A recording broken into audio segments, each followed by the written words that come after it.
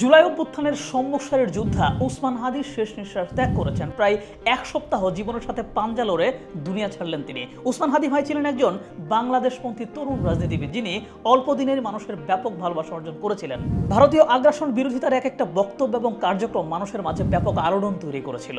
আর সেরকম একজন মানুষকে দিবালোকে গুলি করে দুনিয়া ছাড়া করলে যে দেশে একটা আলোড়ন তৈরি হবে, এইটা খোদ হামলাকারীও জানতো। তারপরেও সফল হামলা করেছে সে এবং দ্রুত সময়ের মধ্যে আশ্রয় নিয়েছে ভারতে। আর সেই হাদি ভাইয়ের মৃত্যু সংবাদ দেশে যে একটা উত্তাল অবস্থার তৈরি করবে, তা কিছুটা হলেও কিন্তু আঁচ করা যাচ্ছিল এবং বিষয়টা সরকারের মহল থেকেও আঁচ করা হয়েছে। যে কারণে হাদি ভাইয়ের খবর আসার সাথে সাথেই প্রধান উপদেষ্টা জাতির উদ্দেশ্যে বক্তব্য দেন এবং দেশবাসীকে শান্ত থাকার জন্য অনুরোধ করেন। কিন্তু পরিস্থিতি যে এত বেশি উত্তাল হবে, এইটা হয়তো অনেকেই আন্দাজ করে নাই। গত রাতে রাজধানীর জায়গায় জায়গায় বিক্ষোভ হয়েছে, এটা হতেই পারে, কিন্তু প্রথম আলো এবং ডেইলি স্টারের অফিসে আগুন দিয়ে তা একদম পুড়িয়ে ফেলা হয়েছে। চট্টগ্রামে ভারতীয় হাই কমিশনের অফিসে আক্রমণ করা হয়েছে।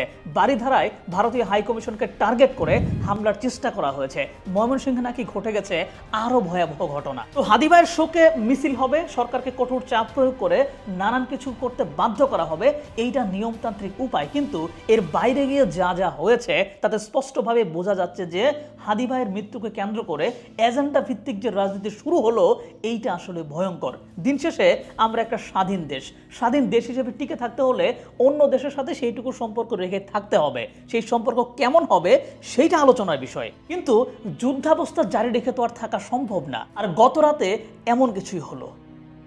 তো এবার আসল খবরে আসেন। দেখেন, চূড়ান্তভাবে দেশ অশান্ত হলে আসলে কার লাভ? দেশের নির্বাচন না হয়ে যদি একটা অস্থিতিশীল অবস্থা লম্বা সময় ধরে বজায় থাকে, তাতেই বা লাভ আসলে কার?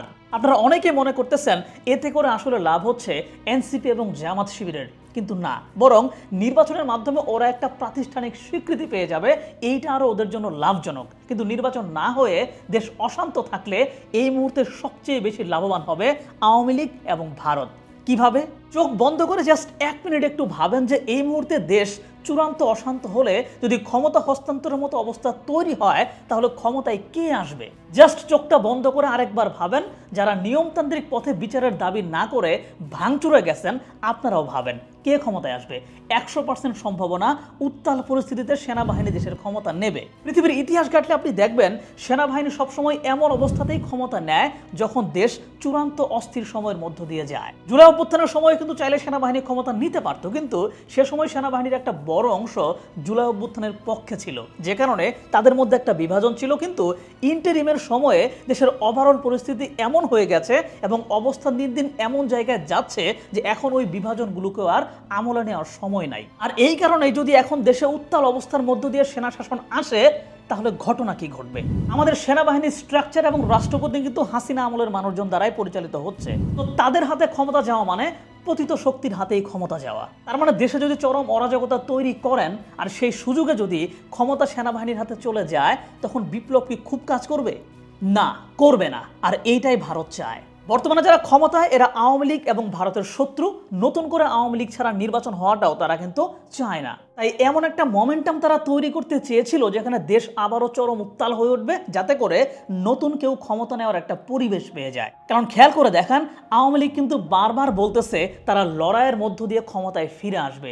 এইটা হচ্ছে তাদের সেই লড়াই। দেখেন, আমি বারবার ফরাসি বিপ্লবের কথা বলি, কারণ এই বিপ্লবটা একটা ক্লাসিক উদাহরণ। ফ্রান্সের বিপ্লবের পর নিয়ম মেনে শান্তভাবে যেই সরকার গঠন হয়েছিল, তারা দেশে কিন্তু শান্তি আনতে আমাদের এই ইন্টারিমের মতোই ব্যর্থ হয়েছিল।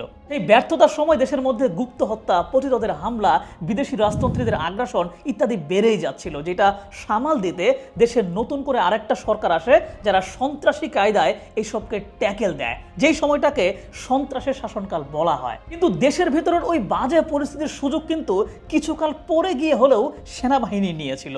মানে নেপোলিয়ন বোনাপার্টে কিন্তু সেনাবাহিনীর লোকে ছিলেন। 1799 সালে তিনি ঠিকই সুযোগ বুঝে কিন্তু ক্ষমতা দখল করে নেন। যেহেতু বোনাপার্টের সাথে রাজতন্ত্রীদের সম্পর্ক খুব একটা ছিল না, আর ততদিনে বেশ সময়ও পেরিয়ে গেছে, তাই তার উপর ভর করে কিন্তু আর পুরনো শক্তি আসতে পারে নাই। কিন্তু বাংলাদেশে এই অস্থিতিশীলতার সুযোগ নিয়ে যদি সেনা শাসন চলে আসে, তবে সবচেয়ে বেশি লাভবান হবে আওয়ামী লীগ এবং ভারত। আর আমাদের সেনাবাহিনীর মানুষজন কোন স্ট্রাকচারে আছে, কাদের বানানো স্ট্রাকচারের ভিতরে আছে, সেটা কিন্তু আপনারা খুব ভালোভাবেই জানেন। আর এই অস্থিতিশীলতার জন্য একটা প্ল্যান করা হচ্ছে, অনেকগুলো ফাঁদ পাতা হচ্ছে। আর গত রাতে এইরকম একটা ফাঁদে পা দিয়েছে একটা গোষ্ঠী। ভবিষ্যৎ চিন্তা না করে কি থেকে কি হতে পারে এসব না ভেবে শুধু আবেগ এবং উস্কানিতে এইরকম সারা দেশে বিশৃঙ্খলা তৈরি করে মূলত পতিত শক্তির স্বার্থই কিন্তু বাস্তবায়ন করা হচ্ছে। এখন আমার সন্দেহ হচ্ছে ইলিয়াসকে যে অনেকেই ভারতের এজেন্ট বা ডাবল এজেন্ট বলেন, এটা কি আসলেই সত্য?